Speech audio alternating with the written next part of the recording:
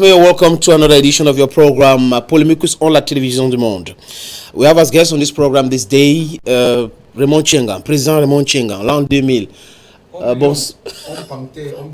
Bon après-midi, bonsoir, bonjour, parce que nous sommes aussi en direct sur les réseaux sociaux. Comment vous allez, président? Non, ça va très bien, sénateur, ça va. Je me porte très bien. Ben, vous êtes au Cameroun depuis? Ouais, depuis le Covid, j'ai décidé de m'installer au Cameroun. Ouais, donc je suis là, j'ai pas bougé depuis. Vous êtes toujours à la Défense? Toujours à Paris, à la Défense. Tu as été chez moi, non? Je suis toujours à la Défense. Ah oui. Vous savez, c'est quand vous êtes locataire quelque part que de temps en temps, vous êtes appelé à déménager. Mais quand vous êtes chez vous, vous êtes là pour longtemps. Le nom président, qui vous a donné? Oh, président, c'est parce qu'à l'époque, j'avais un hôtel qu'on appelait l'an 2000. Et comme je recevais beaucoup les amis là-bas, ils ont décidé, on va chez le président Raymond Tchenga l'an 2000. C'est à partir de là. Donc ce sont des amis qui vous ont donné le nom c'est des président. Amis, président, ouais. Et ça vous sinon, je ne suis pas président de la République. Je suis président d'une association et des entreprises. Je suis PDG des entreprises, donc on peut appeler un PDG président aussi. Et votre amour pour la musique naît comment, président? Oh, j'ai l'amour pour la musique parce que j'ai des amis qui sont des musiciens. À partir de ces amis-là, j'ai commencé à aimer la musique jusqu'à nos jours que Raymond Tchenga peut mourir pour que l'artiste puisse gagner ses gloires. Et en fait, c'est pas parce que ses amis citaient le nom de Raymond Tchenga?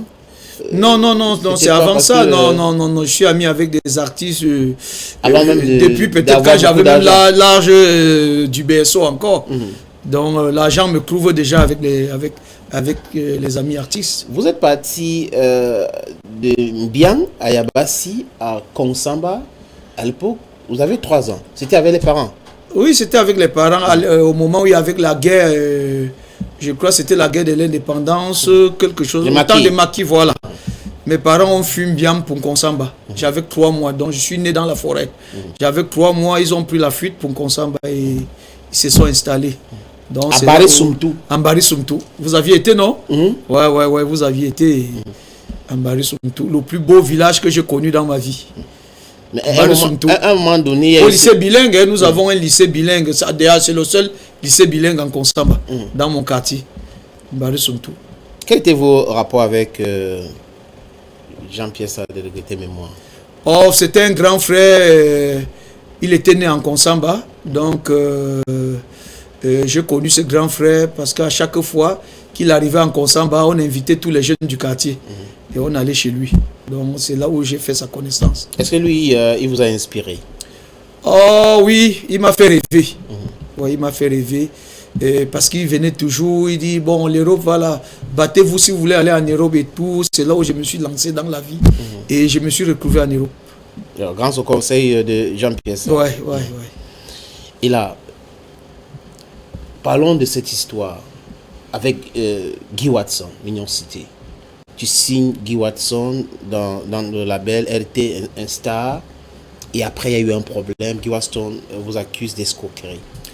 Il a parlé de 24 millions. Comment vous avez bouffé son argent? Vous savez, monsieur sénateur, vous savez que les artistes, quand vous sortez un artiste de rien et quand il a le succès, subitement, vous n'êtes plus la bienvenue, même si vous êtes son producteur. Vous connaissez mon histoire avec Guy Watson. Quand j'ai fait la connaissance de Guy Watson, son disque c'était encore en maquette. J'ai envoyé Guy Watson au studio de monsieur Dédié Yango. On a retravaillé son disque et j'ai produit ce disque-là et il a eu le succès. Quand je me mariais à Paris, j'ai fait obtenir le visa à monsieur Guy Watson. Dès qu'il a pris l'avion, il est arrivé à Paris. Les gens l'ont donné des conseils que tu es déjà à Paris, le producteur te sait à quoi.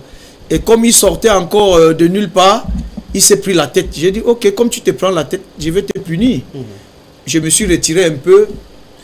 Et quand il a compris que franchement, les gens l'ont trompé, il est venu vers moi me présenter les excuses. Est-ce que c'est vrai qu'il y avait eu une histoire de vol avec Guy Watson et que le président Raymond Tchengang a étouffé cette histoire? Vol, c'est-à-dire? Ça veut dire que son nom était cité dans une histoire de vol. Il avait volé? Non, j'ai pas dit ça, président. Est-ce que son nom était cité dans une histoire de vol que vous avez... Parce que dans une interview, vous avez parlé de ça? Non. Je n'ai jamais, non.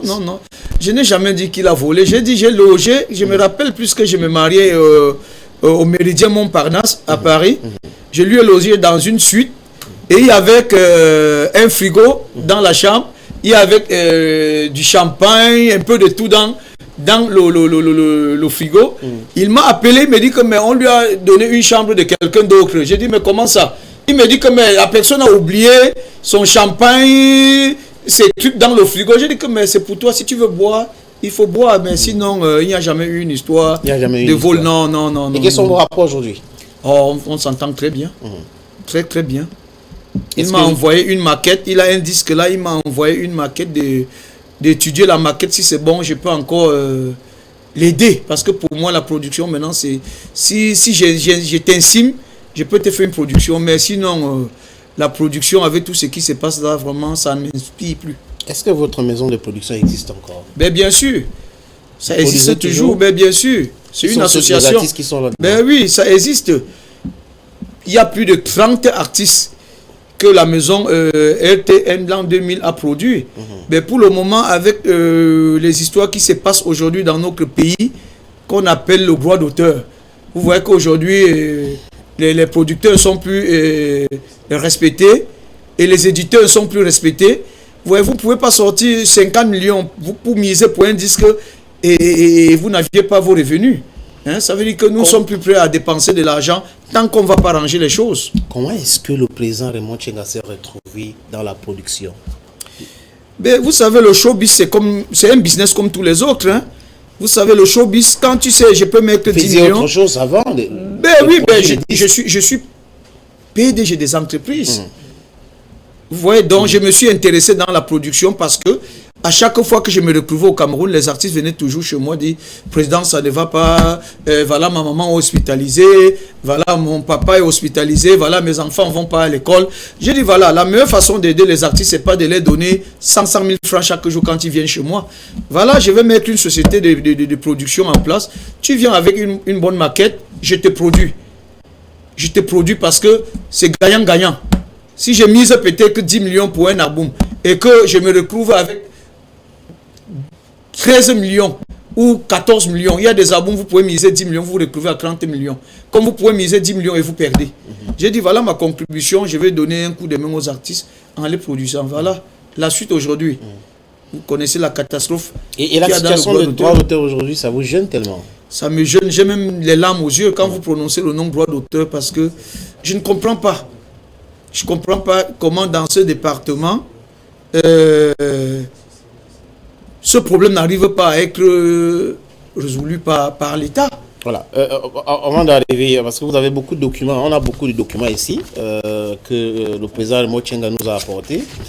Et des transferts d'argent, il nous a expliqué les choses, on va lui poser des questions pour savoir. Vous aussi, hein, à travers les numéros de téléphone qui s'affichent au bas de l'écran, vous pouvez envoyer les messages, vos questions par message, SMS comme au WhatsApp. Président, qu'est-ce qui a changé entre l'époque de Odile Ngaska et Atebazor? Je crois qu'au temps d'Odile Ngaska, il y avait une petite transparence, même comme elle faisait ces choses, mais elle mettait quand même certains artistes à l'aise. Donc on ne peut pas comparer l'époque d'Odile Ngaska et l'époque de elle faisait ces choses, ça suppose qu'elle détournait de l'argent? Elle détournait. Si aujourd'hui elle est en fuite, aujourd'hui au Cameroun, c'est parce qu'à un moment, elle s'est sentie indexée. Elle a fui au Cameroun, elle a demandé l'exil aux États-Unis. Mais je dis, à son temps quand même, elle sympathisait avec des artistes. Et vous savez, depuis l'histoire du droit d'auteur au Cameroun, je n'ai pas vu un PCA qui a traduit les artistes en justice. Donc, Odingaska avec son époque et le fameux monsieur que vous avez dit Até Bazor, c'est le plus, le plus criminel des PCA du droit d'auteur. Mais nous ne sommes pas la justice. Dans le monde. Oui, j'ai dit, j'ai des arguments hein, quand je parle quelque chose. Qu'est-ce qui vous pousse à dire qu'il est je prends ça sur ma responsabilité. Oui. Vous savez, pourquoi vous dites qu'il est criminel? Quand je dis criminel, ça veut dire quoi? Quelqu'un qui vole l'argent des artistes, c'est un crime. Raison pour laquelle je le qualifie de criminel. Est-ce que vous avez les preuves que le PCA j'ai les preuves. Est-ce que ce n'est pas... il y a un directeur qui travaille pour ces structures. Ben oui, ben attends, le directeur c'est qui? Est-ce que le directeur c'est qui? Qui est le directeur? Le directeur gère la société. Et quel est le rôle d'un PCA? Dites-nous. Quel est le rôle d'un PCA? Travaillé, oui. Ben voilà. Le rôle d'un PCA c'est de veiller si le directeur gère bien l'entreprise ou pas. Quand le directeur gère mal l'entreprise, qu'est-ce qu'on fait? On peut décider, changer le directeur pour prendre un autre directeur. Et la preuve en est que un premier PCA, que M. Até Bazor lui-même a recruté. Un premier directeur. Un premier directeur. Parce que lors de notre assemblée, on disait pour avoir un directeur, il faut bac plus 5. C'était dans des textes. Il faut un bac plus 5. Até Bazor lui-même, regardez dans tous ces documents, je vous ai donné parce que moi je ne dis pas des choses à la volée. Até Bazor lui-même, il rectifie, il dit bac plus 3. Comment dans une assemblée, dans vos textes, on dit pour recruter un directeur, il faut bac plus 5. Et toi le PCA, tu fais aussi, tu prends toi-même le bic, tu dis plutôt, tu rectifies en disant bac plus 3. Vous voyez juste à quel niveau c'est monsieur feignant. C'est-à-dire, il ne peut pas respecter les textes de l'entreprise. L'entreprise, c'est quoi? C'est-à-dire, les textes, c'est quoi? C'est comme la fondation d'une maison.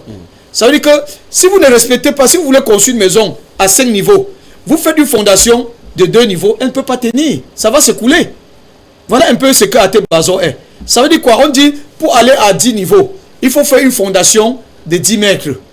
Mais lui, plutôt, il rectifie parce qu'il veut voler l'argent de la fondation de 10 mètres. Il fait 2 mètres. Ça veut dire qu'il va monter l'immeuble. Ça va s'écouler parce que la fondation ne peut plus tenir. Comment on dit bien bac plus 5? Mais tu reviens maintenant dire bac plus 3. Mais vous restez là-bas. Bac plus 3, c'est pas non plus mauvais non pour gérer une structure. Oui, mais attends. Il faut avoir jusqu'à... Mais attends, monsieur sénateur. Oui. Attends. Quand on dit, parle des textes, les textes c'est quoi? Oui. J'ai pris l'exemple. Oui. Les textes c'est comme la fondation d'une maison. Si déjà moi je crée mon entreprise, je dis moi, le PDG n'a pas le droit de toucher l'argent en espèces. Et que le lendemain je viens, je dis dis donc, le texte là ça ne me sert à rien. Je prends l'argent en espèces, on appelle ça quoi? C'est pas le vol? C'est le seul exemple que vous avez? C'est juste un exemple, c'est le vol ou pas? Non, c'est pas à moi de répondre à cette question. Oui. Ceux qui peuvent poser les questions, ils doivent nous dire si c'est le vol ou pas. Si on ne respecte pas les textes d'une entreprise, ça veut dire quoi? Ça veut dire que l'entreprise n'existe plus. L'entreprise maintenant est ton entreprise à toi. On est d'accord dessus. Ça veut dire que l'entreprise c'est ton entreprise si on ne respecte pas les textes. Vous avez l'impression et les textes que nous on a voté à une assemblée, on a adopté à une assemblée. Maintenant tu vas au quartier. Tu dis que non. Là, je ne considère pas les gens qui ont adopté ce texte-là. Maintenant, je vais créer ma part. Ça veut dire que c'est ton entreprise. Maintenant, tu gères l'entreprise comme tu veux. C'est pourquoi j'ai dit ce monsieur-là est le... Est-ce qu'à chaque fois qu'il réagit comme ça, on le rappelle à l'ordre, l'Assemblée générale, est-ce que les artistes se mettent à lui parlent? Est-ce que vous avez l'impression qu'il est entouré que des gens qui lui disent des choses qu'il va entendre? Mais vous croyez que quand vous pouvez prendre la peine de parler à un con, il ne peut pas vous écouter? Quand on est con, on est con. Excusez-moi, je crois que c'est le plus... Président, c'est vous pouvez parler j'ai dit le plus c'est excessif. J'ai dit, monsieur le sénateur, le plus feignant des PCA que j'ai connu depuis autant d'Odingaska, c'est monsieur Até Bazor. Vous savez pourquoi? Dites-nous. Parce que un PCA qui traduit 30 artistes, parce que les artistes sont venus dans les domiciles, la Sonacam appartient aux artistes. Même si Até Bazor n'est plus PCA demain, il y aura un PCA qui doit travailler pour les artistes. Parce que Até Bazor travaille pour les artistes. Alors, dans une entreprise, quand ça ne marche pas, On a le droit de venir à l'entreprise dire au directeur que, monsieur le directeur, l'entreprise ne marche pas. Alors, si un employé va dire à son directeur que ça ne va pas dans la maison, le directeur quitte, il va porter plainte à cet employé. Vous croyez que c'est quelqu'un qui peut diriger une foule? Ça veut dire qu'il veut intimider. Ça veut dire qu'il va piller les artistes. Certains auront peur de dire, non, si on parle, il va nous traduire en justice comme il a traduit 30 artistes. Vous savez ce que ça veut dire? Porter plainte à 30 artistes. Convoquer 30 artistes devant un juge d'instruction. C'est pourquoi je dis c'est le plus con et le plus feignant des PCA depuis autant d'Odin Gasca jusqu'à aujourd'hui. Je sais que vous êtes en colère. Non, je ne suis pas en colère. Vous pouvez parler, non, ça est excessif. Vous savez, je ne suis pas en colère. Vous savez, c'est ma façon de parler. Pourquoi? Parce que quand on est sûr de ce qu'on parle, on parle avec fierté. Hein? On parle avec fierté, c'est pourquoi je ce ton. Parce que si ce monsieur, vous lui avez traité, ce monsieur ne veut écouter personne. Voilà 2 ans, bientôt 2 ans qu'il est à la tête de la Sonacam. L'argent de perception directe, ça va où? Plus que l'argent de perception directe. Prenons seulement juste de Bali où nous sommes là, jusqu'à Grand Moulin où je suis, il y a combien de bars? Il y a combien de SINAC? Il y a combien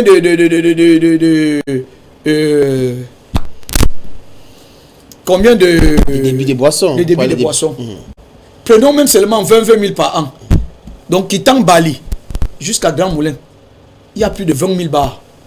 Prenons même seulement 20 000. Ça fait combien par an? Mais depuis que ce monsieur-là, Bafoussam, Nkonsamba, Bouddha, je ne sais que les croix, le sont même Yaoundé, aucun 5 francs de perception directe n'entre dans le compte de dépôt spécial. Cet argent, ça va où? Dites-nous, vous êtes censé connaître. Je ne suis pas PCA. Il est mieux placé de nous dire. Autour de droit d'auteur. Je suis mieux placé parce que quel est mon devoir en tant qu'ayant droit? Vous pensez que cet argent va où? Mais ça va dans ses poches. Vous avez vu des quittances là-bas, les envois d'argent dans des téléphones. Hein? Un délégué qui envoie l'argent à un PCA par son numéro du téléphone. C'est ça le droit d'auteur. Il y a tous ces documents. Oui. C'est ça le droit d'auteur. Mais alors que dans votre texte, on vous dit bien. On ne peut pas authentifier tous ces documents parce que ça vient d'un téléphone. Oui, mais voilà tout ça. Vous voyez, oui.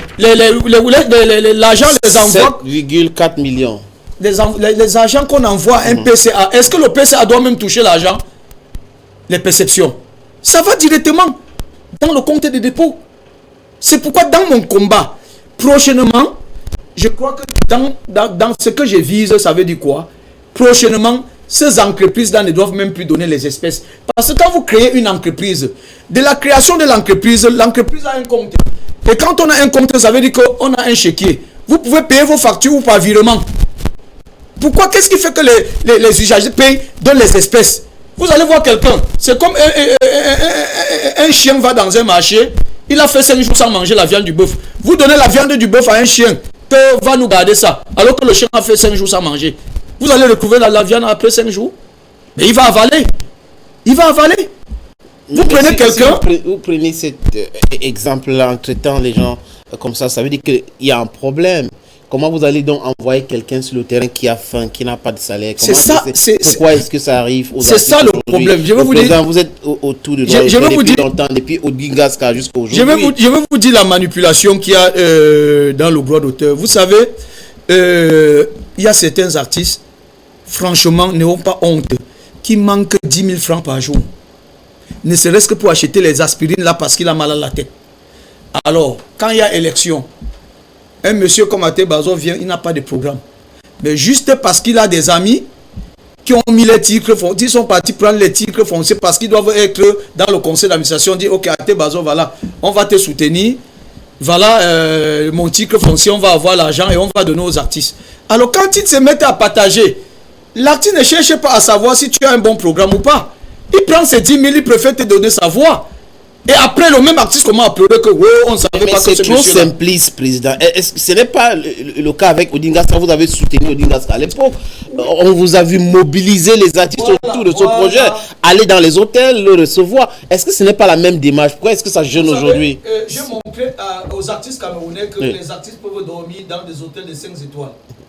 Parce qu'à l'époque, Aucun artiste, la majorité des artistes au Cameroun, quand ils faisaient même des concerts, on les logeait dans les auberges.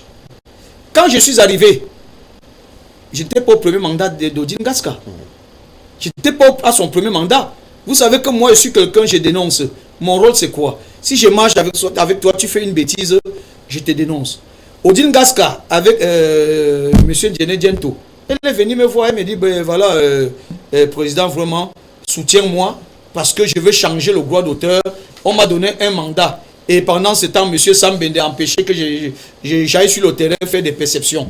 J'ai dit, ok, dans ce cas, si quelqu'un t'empêchait, moi je vais te soutenir.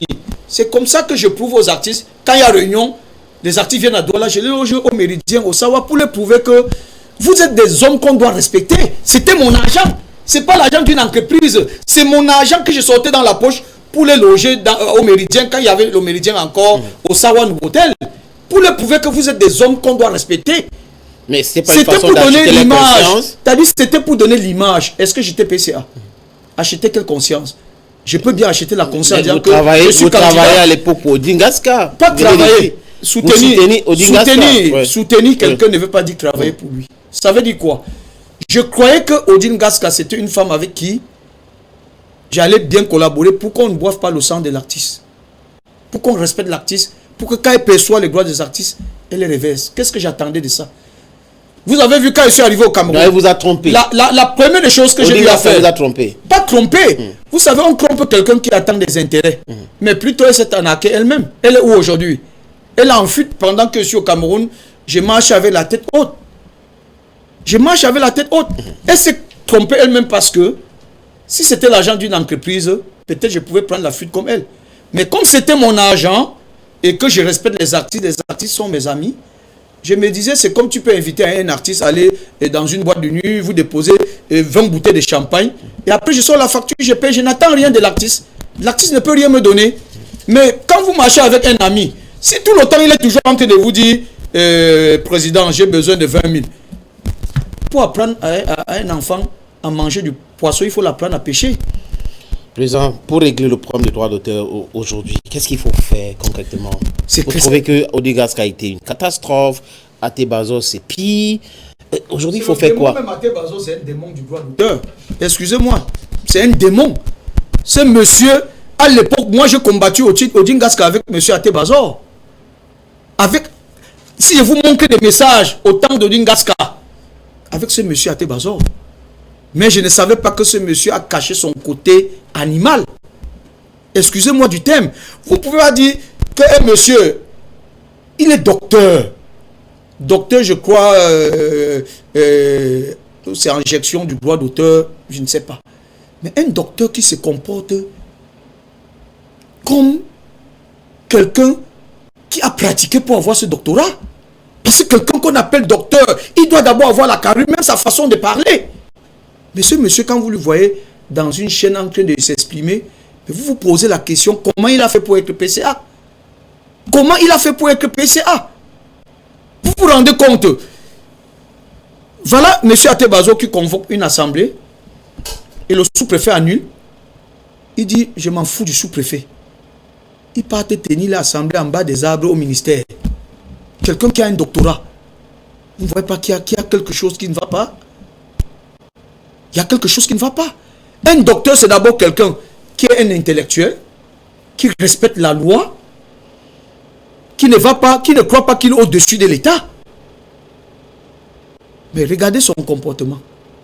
Il fait déplacer les artistes dans les 10 provinces, alors qu'on a déjà annulé cette assemblée à l'ENAM.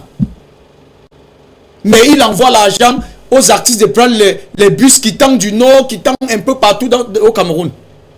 Vous ne voyez pas que c'est quelqu'un... Il est téléguidé par quelque chose que nous, on ne connaît pas dans la tête. Président, il faut quoi donc pour régler ce problème une fois pour toutes? Le problème, c'est quoi, monsieur sénateur? Le problème, c'est qu'il faut donner le droit d'auteur à ceux qui connaissent. Vous voyez, qui sont ceux-là? On peut pas prendre le droit d'auteur ou l'argent circule en espèces pour donner à quelqu'un qui n'a jamais eu 1 million en espèces. C'est ça le véritable problème. Vous avez en tête quelqu'un qu'il faut mettre à la place? Le problème, c'est quoi? On vote un PCA par rapport au projet. C'est le projet. Raison pour laquelle J'avais dit aux artistes, faites très attention parce que ce monsieur n'a pas de projet. Ce monsieur n'a pas de projet.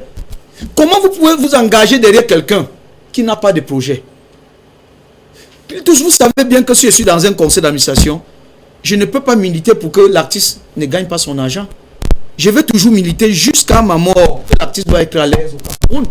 Je ne peux pas accepter que pendant que le nom de 68 artistes entre en répartition, jusqu'à aujourd'hui, vous appelez ça comment? C'est-à-dire quelqu'un entre, il entre en répartition. Son argent est là. 668 artistes jusqu'à aujourd'hui, ils n'ont pas eu l'argent. Vous appelez ça quoi? C'est de ça qu'il s'agit. Président, on va prendre la transition. Le temps pour Gaël Ndjimekenda de me remplacer ici pour quelques minutes dans le cadre de la rubrique Intimité. Let's take the transition. We'll come back.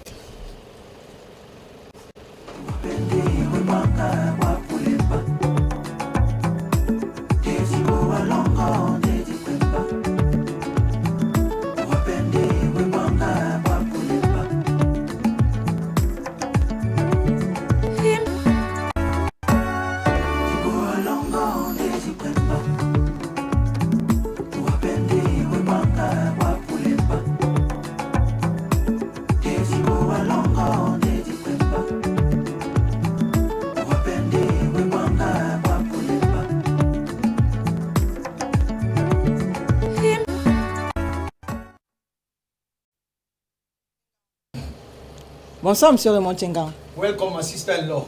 Alors, avec moi, on va parler de ce que les téléspectateurs ou bien encore certaines personnes ne connaissent pas de vous.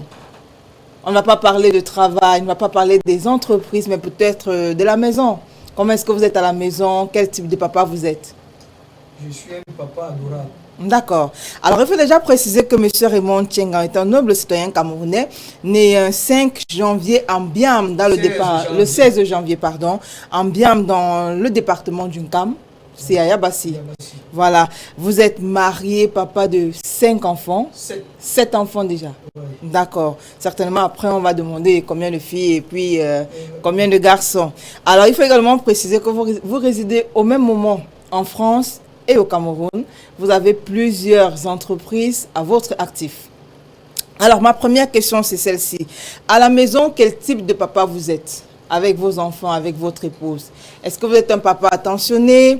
Est-ce que vous êtes un papa calme? Est-ce que vous êtes un papa très colérique? Et bien sûr, je voudrais la vérité parce que je suis en train de voir beaucoup de personnes en train de rire. Ben oui, je suis un papa, vous savez, à notre époque, nos papas étaient comme nos dieux. Mais je ne suis pas devant mes enfants comme nos dieux, mais je suis comme ami proche de mes enfants. D'accord. Ouais, ça veut dire que quoi? Papa, quand vous causez, vous dialoguez? Oui, on dialogue. Chez moi, c'est le dialogue. Le dialogue est très important chez moi. D'accord. Ouais. Alors, maintenant, combien d'enfants? Bon, c'est vrai, il y a 7 enfants. Combien de filles et combien de garçons? J'ai 2 garçons. Et 4 filles. Et 5 filles, 5 pardon. filles. Ouais. Ouais. Et avec les enfants, est-ce que l'éducation c'était facile? Parce que là, tout à l'heure en off, on a bien sûr entendu un enfant. Vous nous avez laissé comprendre qu'il y a un qui était assez turbulent de l'autre côté et vous avez décidé de rentrer avec lui au Cameroun.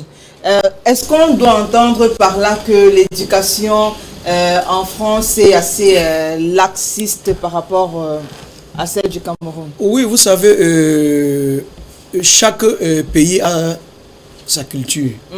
Vous savez, nos enfants nés ici, là, et les enfants nés en Europe, c'est 2 mondes différents. D'accord. Vous savez, dans l'éducation que j'ai eue, je ne pouvais pas regarder mon papa dans les yeux. Et quand le papa était fâché, j'étais obligé de me cacher. D'accord. Hein, pour qu'il se calme d'abord. Or, l'éducation qu'il y a en France, quand vous parlez à un enfant, il vous répond comme vous étiez amis. Et là, c'est la culture française, hein, européenne. Or, si j'ai fait venir ce garçon au Cameroun, c'était juste lui montrer la différence. L'éducation qu'il y a en Afrique et l'éducation qu'il y a en Europe. Et je crois que lui-même, il a compris, il m'a dit, attends, papa, en Europe, on nous gâte, nous les enfants. Parce que je me rends compte que je suis avec des amis ici, mais ils ne répondent pas à les parents. Vous voyez, ils ne répondent pas. Si c'est quelque chose où l'enfant peut dialoguer avec toi, il peut dialoguer. Hein? Mais alors qu'en France, à l'école, on apprend à l'enfant que voilà, ton papa n'a pas le droit de te donner une fessée.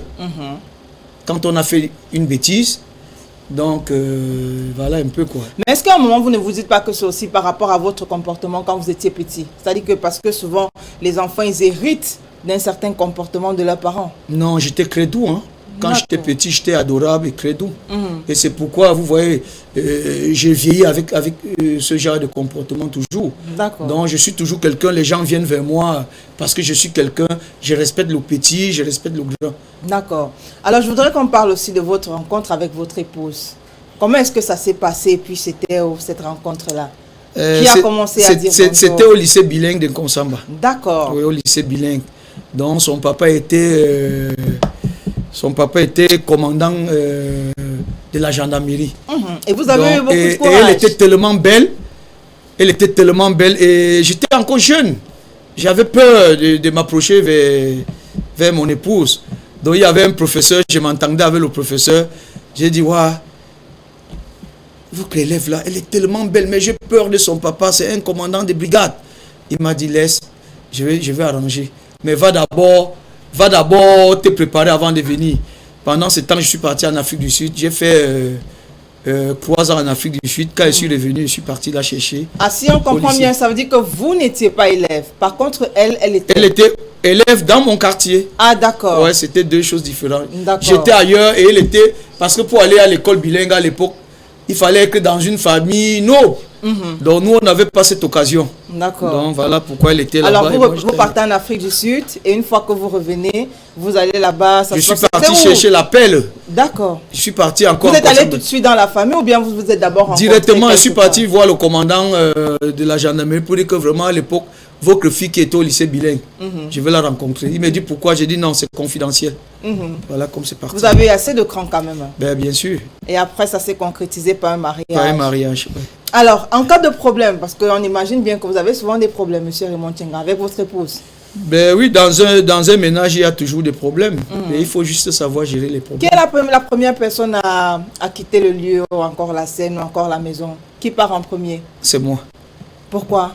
Parce que, vous savez, la femme est comme une perle. Hein, et la perle, pour moi, c'est comme la montre que vous portez là. Quand vous aimez une montre, pour ne pas l'abîmer, hein, quand vous voulez un peu faire le désordre, la première des choses, c'est d'enlever la montre et déposer quelque part où vous êtes sûr qu'elle ne va pas s'abîmer, quoi. D'accord. Ouais. Et qui est la première personne, bien sûr, à ramener la paix dans la maison? C'est surtout moi, toujours moi.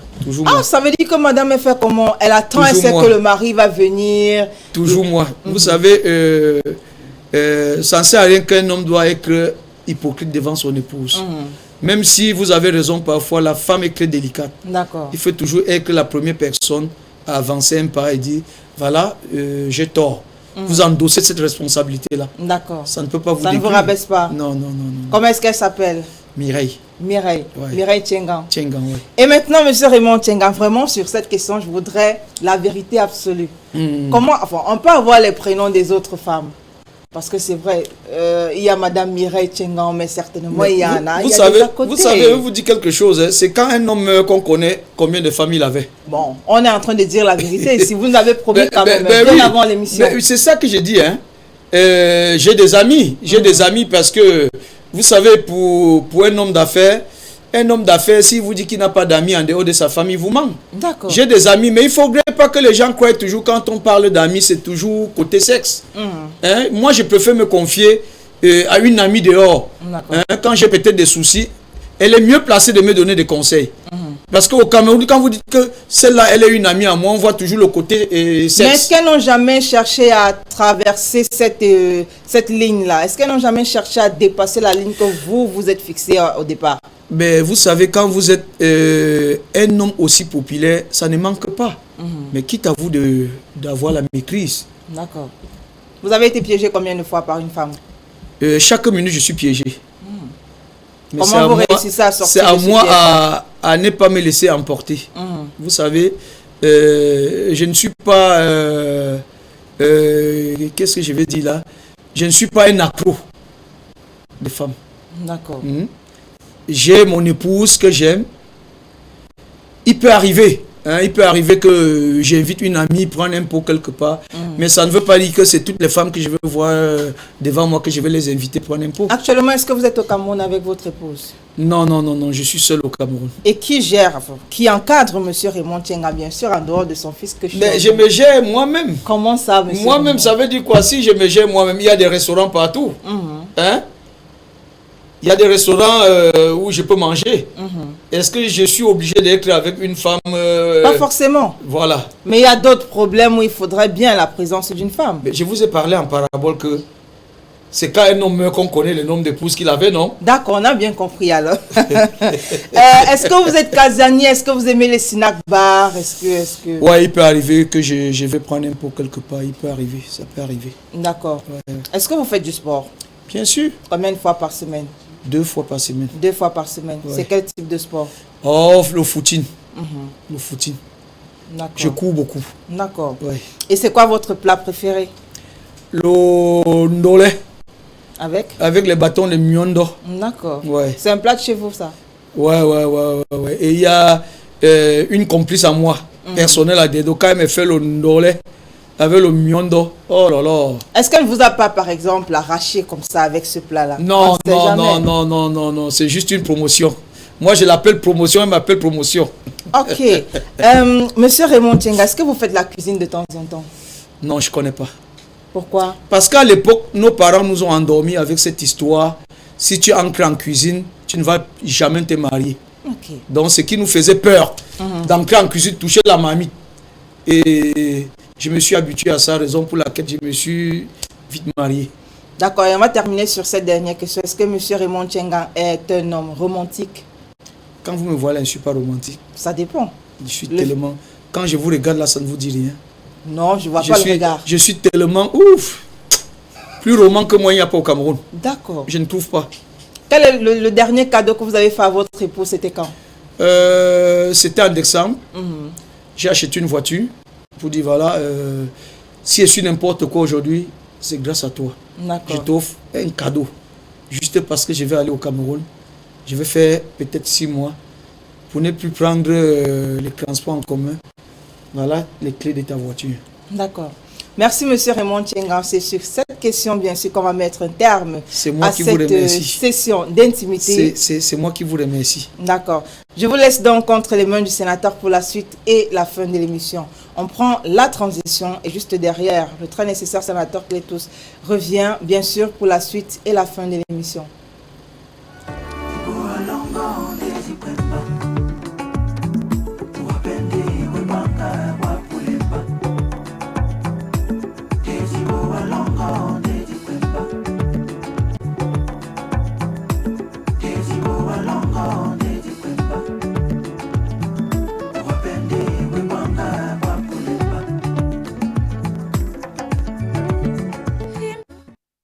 Comment avec Gaël? Oh, adorable. Donc elle est mariée, Gaël? Il fallait lui poser cette question. Ah, j'ai oublié. Je ne suis pas une agence matrimoniale. Je vais lui poser cette question après l'émission. Posez la question à Gaël la prochaine fois ou après l'émission. Et vous êtes quelqu'un de très romantique apparemment. Bien sûr. Elle fait toujours le bon bouillon en France? L'amour, oui, le bon bouillon. Tu me rappelles quelque chose, tu étais à la maison. Ouais, Je me rappelle. Elle fait toujours le bon plat, le bouillon, avec les pâtes du bœuf. Hein. Oui, avec macharon. Ok. Président, vous avez combien de titres fonciers? En ce moment, j'ai 37. 37 titres fonciers? Oui. À Konsamba ou dans toutes les villes du Cameroun? Partout au Cameroun. J'ai 25 à Douala. Ok. Le reste, c'est un peu Yaoundé, Bafoussam. Ouais. Et il y a une actualité de déguépissement. Est-ce que ça vous a déjà arrivé d'acheter un terrain et avoir des problèmes avec le même terrain? Ben, bien sûr. Presque tout le temps, je suis en train de casser les gens qui ont pris mon argent. Et quand je veux exploiter mon terrain, ils disent que non, c'est pas mon terrain. Alors qu'ils m'ont vendu le terrain, on est parti chez un notaire, j'ai versé de l'argent. Je les laisse même habiter là-bas. J'ai un terrain, par exemple, ça fait 25 ans que j'ai acheté ce terrain. 25 ans. J'avais acheté ça à l'époque à 120 millions de francs. Ça fait 25 ans aujourd'hui. Aujourd'hui, je suis en train de vouloir récupérer mon terrain. les gens sortent pour faire opposition que celui qui t'avait vendu le terrain n'avait pas qualité. Et c'est ça qui est très dangereux. Mais je veux dire une seule chose, je dis merci à l'État parce que la loi c'est pour tout le monde. Vous ne pouvez pas vendre un terrain à un monsieur, il obtient son titre légalement. Parce qu'avant d'obtenir le titre foncier, il y a d'abord une publication dans le journal. Pourquoi ils ne font pas opposition en ce temps? C'est quand maintenant, on a publié, c'est passé, maintenant j'ai obtenu mon titre. Après 10 ans, quelqu'un sort de l'Allemagne, il vient dire que non, c'était mon papa, je n'étais pas d'accord pour qu'on te vende ce terrain. Vous voyez un peu. Mais heureusement que l'État comprend comment les gens sont en train de vouloir escroquer toujours. Et ce qui me choque, vous voyez tout à l'heure, beaucoup de gens ne connaissent pas que je suis Yabassien. Je suis Yabassi 100%. Je dis bien je suis Yabassi 100%. Mais c'est-à-dire à 3 mois, mes parents m'ont amené en Konsamba. J'étais comme fils Bamileke. J'ai acheté un terrain. Oui, mais j'ai un terrain ici à quoi? Oui.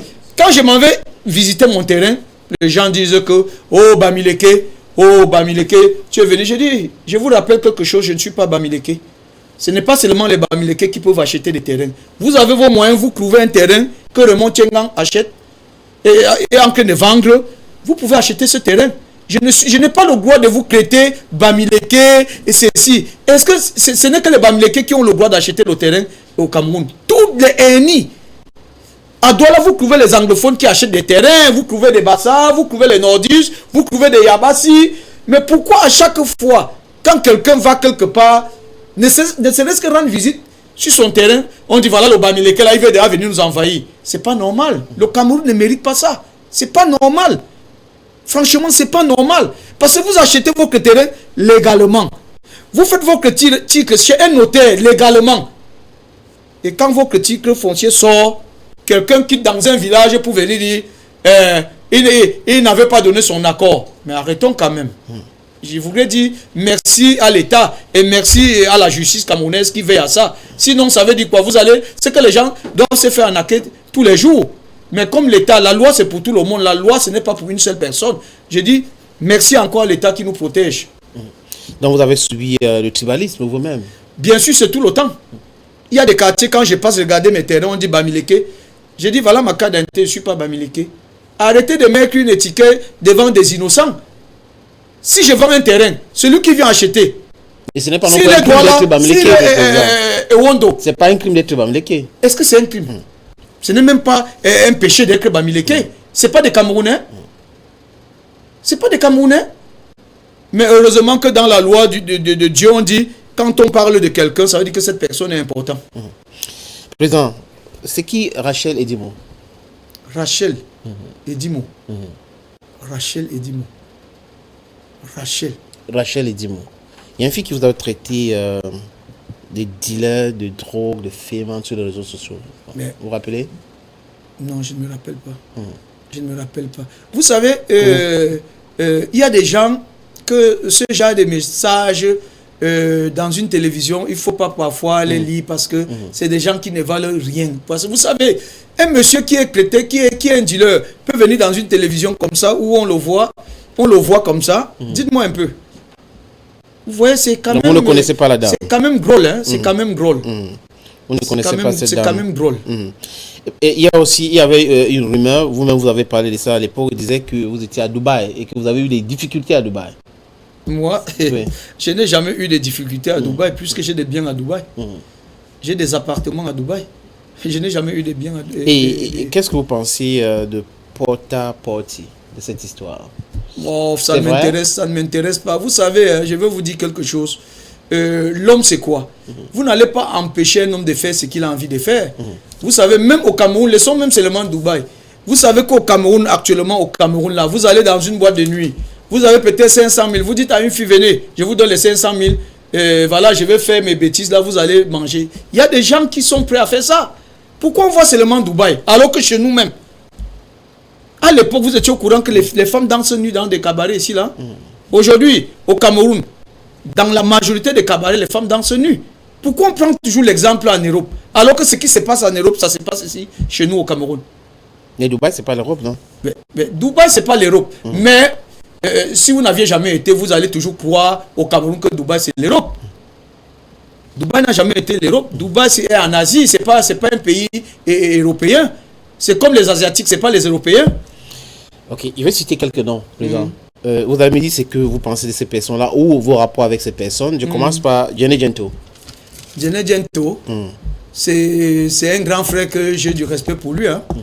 Quitte à lui d'être à la gauche comme il est, hein. Mais j'ai du respect pour lui. Bon, quitte vous à êtes lui... gêné de parler de lui? Oui, ben, parce que c'est quelqu'un... vous savez, un grand frère doit être un exemple. Mais pour lui, je croyais qu'il allait être un exemple pour moi, mais il est la plus bêtise que j'ai connue dans ma vie, et de le respecter comme un grand frère. C'est tout ce que je peux Vous dire. le respectez plus? Non, c'est fini. Longuet. Ben, vous savez, je suis Longuet. Quand quelqu'un pour moi est déjà un aliéné, je ne parle pas de lui. C'est un aligné. Je ne parle pas des aliénés. Bon. Et Até Bazor. Até Bazor, c'est le pire cauchemar de la vie que j'ai connu dans le droit d'auteur. Pire cauchemar. Pire cauchemar que j'ai connu dans le droit d'auteur. Vous ne savez pas qu'il était comme ça, c'est ce que vous avez dit tout à l'heure. Je ne savais pas, mais c'est un cauchemar pour les artistes. C'est un cauchemar. C'est parti d'où? Du fait qu'il a... Vous savez... Il a amené 30 artistes à justice. Ce qui fait la Cette fierté affaire, cette affaire de convocation de ces 30 artistes, c'est ça qui vous sénateur, énerve? Sénateur, ce qui doit faire la fierté d'un homme, c'est quoi? C'est de respecter l'humanité. Vous savez, quand vous sortez dehors, 3-4 personnes vous appellent sénateur, le chapeau là, pardon, c'est pas bien. Essayez de régresser là. Si 4 personnes vous parlent de la même chose, vous vous posez déjà la question. Mais ce monsieur, je crois que quand on lui donne des conseils, ce conseil-là se transforme en vampire. C'est tout ce que je peux dire. Ok. Tout couleur. Vous terminez. Tout couleur. Ben voilà, vous connaissez mon histoire et tout couleur. Vous savez, c'est pourquoi parfois dans la vie, on dit parfois on peut violer les recommandations du Seigneur, mais comme c'est le Seigneur, on ne peut pas violer ce que Dieu demande. L'amour, aime ton prochain comme toi-même, aide celui qui n'a pas. Mais s'il fallait le refaire pour ce que j'ai fait à toute couleur, je ne le ferai plus. Vous lui avez fait quoi? Je ne le ferai plus. Et vous insulte, c'est quoi là? Il peut m'insulter, il peut me traiter de tout, mais s'il faut refaire, je dis bien. Mais c'est quoi la cause si, de ça? S'il faut refaire, oui. Je crois que même le Seigneur lui-même ne pourra plus. Président Tchengang, pourquoi est-ce que tout couleur vous insulte? Vous savez, sénateur, je vais vous dire quelque chose. Vous savez, dans la vie, à un moment, dans un temple, Jésus-Christ s'est fâché, il a pris le fouet, il fouettait les gens. Que faites vos business, mais pas dans le temple de mon papa. Parce qu'à un moment, on pousse quelqu'un général à être méchant. À l'époque, je sors de Paris, je suis chez moi, je vois une télévision de la place. Je vois ce monsieur qui nous a fait danser Soukoumas. Il est mourant. Vous avez vu, il est mourant. Il est mourant. Monsieur Djené Gento, avec comment là, et monsieur Ebou Makosa, ils viennent chez moi me dire, voilà, vraiment, notre collègue tout couleur est entre la mort et la vie. Il était paralysé. Entre la vie et la mort. Mais voilà. Je dis, ok, allons-y, je vais lui donner un coup de main. Comme il a lancé un appel à la télévision, c'est le même tout couleur qui appelle les télévisions venir voir comment je remets l'argent. Mais aujourd'hui, il me traite de tous les noms dans des réseaux sociaux parce qu'aujourd'hui, il a la force de se tenir debout. Mais je dis, ce n'était pas pour moi, c'était pour le Seigneur. C'est parce que le Seigneur m'avait pénétré et j'ai accepté aller agir à son nom. Parce que si c'était moi, avec ce que tout couleur est en train de faire aujourd'hui et de me traiter pour un idiot, c'est pourquoi je dis, je ne le ferai plus. Ok, président de Montier, on va sortir avec cette autre question. Vous avez rendu hommage à votre maman il y a de cela quelques années. Ça fait 20 ans. Oui, à Konsamba, et on vous avait vu à cette époque-là verser des billets de banque sur les personnes. Et vous avez expliqué bien après que c'est maman qui vous avait demandé de faire des gestes pareils. Mais vous avez promis en sortant de là la construction d'un hôpital. Qu'en est-il aujourd'hui? Ben, vous voyez déjà, vous savez, il y a quartier 1 chez nous, quartier 2. L'église, tu avais dit qu'il y a catholique et protestant. Si je me suis engagé déjà à faire 2 églises, ça veut dire que l'hôpital va venir après. C'est un plaisir de vous avoir ici comme invité ce jour sur Polémique sur le président Almon Merci Tchinga. beaucoup. Merci, sénateur. Thank you so very much for watching the program. Idris was behind one of the cameras. Let me come. Smith was also there. He directed the program. And the name of Shali, okay, Jean Daniel was also behind the cameras. Gael came here for intimity and a lot of reaction on social media. People are asking that too. Thank you for watching, ladies and gentlemen. We'll take the appointment for some other time. Smith, thank you. Bye-bye.